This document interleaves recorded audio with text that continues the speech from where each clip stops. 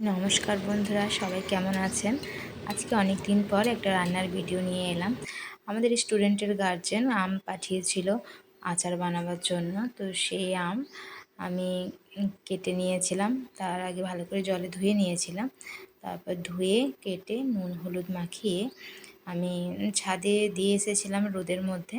তো রোদে প্রায় 1-2 ঘন্টা রাখার পর আমটা নিয়ে এলাম। এরপর আচারটা বানাবো।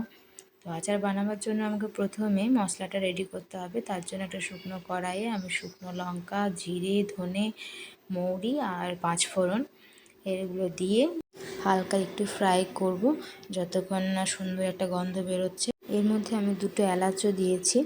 তো আমার প্রায় এটা ভাজা হয়ে গেছে। এবার আমি এটা একটা পাত্রে ঢেলে রেখে দেবো ঠান্ডা হওয়ার জন্য।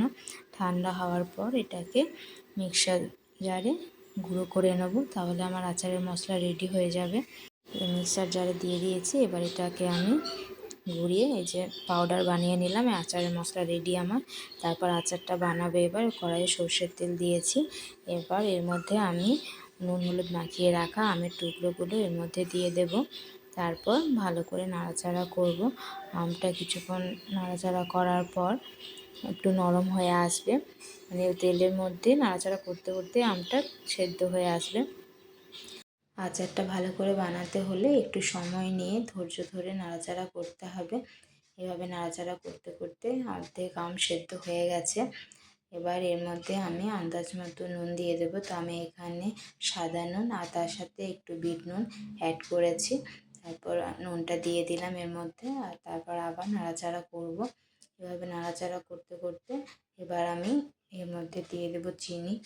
তো যেহেতু আচারটা আমি টক ঝাল মিষ্টি আচার করছি, তো তার জন্য এখানে চিনিটা সেই অনুযায়ী দেবো। আর আমটা ভীষণ টক ছিল, তো আমি সেই হিসেবে এখানে চিনিটা অ্যাড করলাম। এরপর আবার নাড়াচাড়া করতে থাকবো চিনিটা যতক্ষণ না মেল্ট হয়ে যাচ্ছে।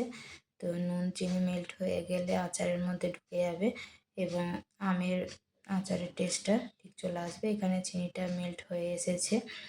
এরপর আমি এই আচারের মধ্যে অ্যাড করব যে ভাজা গুঁড়ো মশলাটা আচারে রেডি করেছিলাম, সেই আচারের মশলাটা আন্দাজ মতো দিয়ে দেবে। এখানে যেহেতু শুকনো লঙ্কা দেওয়া আছে তাই ঝালটাও হয়ে যাবে, তার জন্য আচারের টক ঝাল মিষ্টি তৈরি হবে। তো এইভাবে নাড়াচাড়া করে কিছুক্ষণ ফুটিয়ে নেব, তাহলে আমার আমের আচার রেডি। আর এরপর লাস্টে আমি এর মধ্যে 1 ঢাকনা মতো ভিনিগার অ্যাড করেছি। ভিনিগার অ্যাড করার ফলে আমের আচারটা দীর্ঘদিন যাবৎ ভালো থাকবে এবং অনেক দিন ধরে খাওয়া যাবে। তো আমার এখানে আমের আচারটা রেডি হয়ে গেছে। তো কেমন লাগলো আমার ভিডিওটা অবশ্যই কমেন্ট করে জানাবেন এবং পাশে থাকবেন।